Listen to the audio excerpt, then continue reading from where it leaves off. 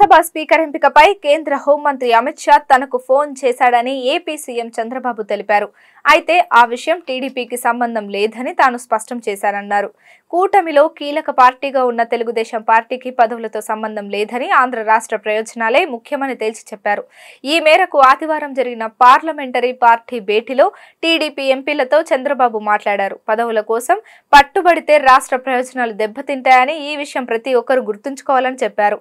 పదవులు తమకు ముఖ్యం కాదన్నారు. ఈసారి పార్లమెంట్లో టీడీపీ 16 ఎంపీల బలం ఉండడంతో ఏపీకి ఎక్కువ నిధులు తీసుకొచ్చేందుకు కృషి చేయాలని చంద్రబాబు వారికి దిశానిర్దేశం చేశారు.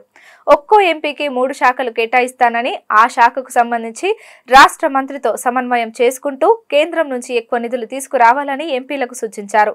రాష్ట్ర ప్రయోజనాలే ప్రతి ఎంపీ ప్రథమ ప్రాధాన్యం కావాలని పార్టీ ఎంపీలకు చంద్రబాబు పిలుపునిచ్చారు. దాదాపు 2 గంటల పాటు జరిగిన ఈ భేటీలో పోలవరం, అమరావతిల నిర్మాణం పూర్తి చేసే విషయంలో వేగంగా నిర్ణయాలు తీసుకోవాలని నిర్ణయించారు. సోమవారం నుంచి పార్లమెంటు ప్రత్యేక సమావేశాలు జరగనున్న నేపథ్యంలో సభలో లేవనెత్తాల్సిన అంశాలను, అనుసరించాల్సిన వైఖరిపై ఎంపీలతో చర్చలు జరిపించారు. టీడీపీ పార్లమెంటరీ పార్టీ నేతగా ఎంపీ శ్రీకృష్ణ దేవరాయలను, డిప్యూటీ ఫ్లోర్ లీడర్ గా బైరెడ్డి శబరి, కోశాధికారిగా దగ్గుమల ప్రసాద్లను చంద్రబాబు ఎంపిక చేశారు.